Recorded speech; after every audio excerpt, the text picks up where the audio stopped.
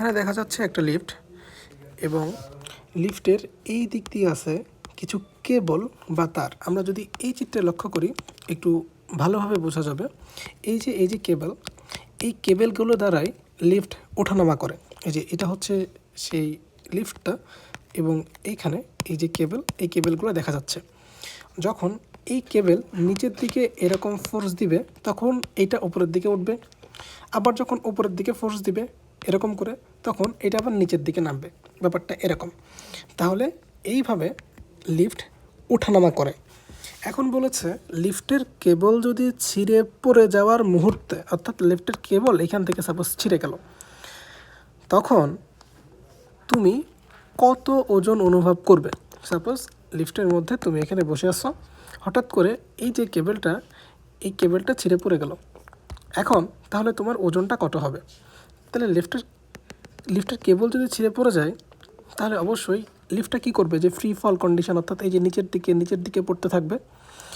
তাহলে এই ক্ষেত্রে কতটুকু ওজন ফিল করব এটা আমাকে নির্ণয় করতে বলেছে।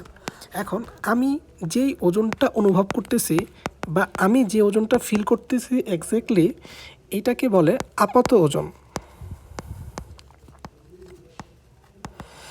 এখন তুমি এইখানে লিফটের মধ্যে বসে থাকো, দাঁড়ায় থাকো, লিফট ওপরের দিকে উঠুক, নিচের দিকে নামুক, ইচ অ্যান্ড এভরি ক্ষেত্রে পৃথিবী তোমাকে সেম বলে টানবে।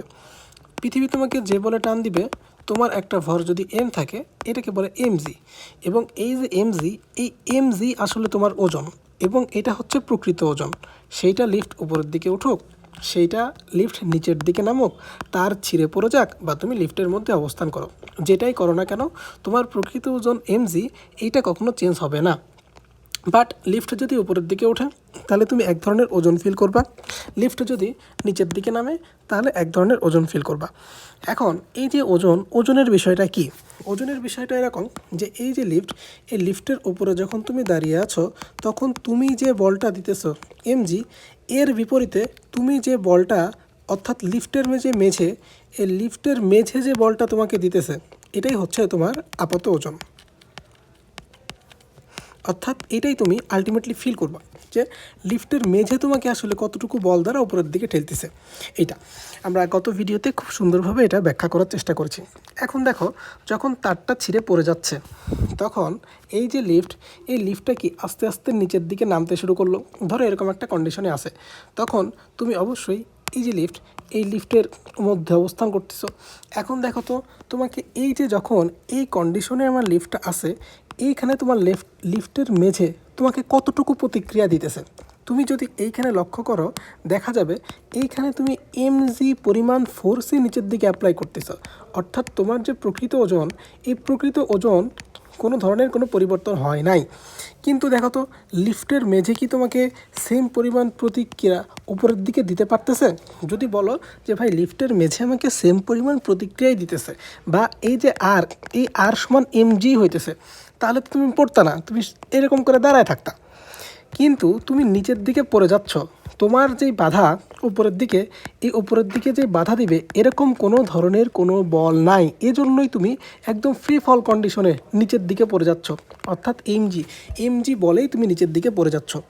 যদি তোমার এরকম হইতো তুমি এমজি বলে না পড়ে বা জি ত্বরণে না পড়ে তুমি এ ত্বরণে পড়ছো, তখন কি হইতো? তখন এরকম হইতো যে আর একটা প্রতিক্রিয়া থাকতো এবং এই যে ত্বরণটা, এই ত্বরণ এই দুইটা বলে লব্ধির ফলে ক্রিয়া হয়েছে। কিন্তু এইখানে তো কোনো ত্বরণ ক্রিয়া হয় নাই। এইখানে যে ত্বরণটা ক্রিয়া হয়েছে বা লিফট যে ত্বরণের নিচের দিকে পড়ছে ক্যাবেল ছিঁড়ে যাওয়ার পরে, সেটা হচ্ছে জি ত্বরণ। তার মানে উপরের দিকের কি কোনো বল আছে? এই উপরের দিকের কোনো বল নাই। বা তুমি এটাও করতে পারো যে সামেশন অফ এফ, এই summation of F is equal to হচ্ছে এমজি, তাই কি না? এই যে জি ত্বরণ, তাহলে সামেশন এফ কার? অবশ্যই আর এর এবং এমজি এর। তাহলে দেখো নিচের দিকে যেহেতু পড়তেছে এমজি বড়, তাহলে এমজি বিয়োগ আর ইজ ইকুয়াল টু হবে এমজি।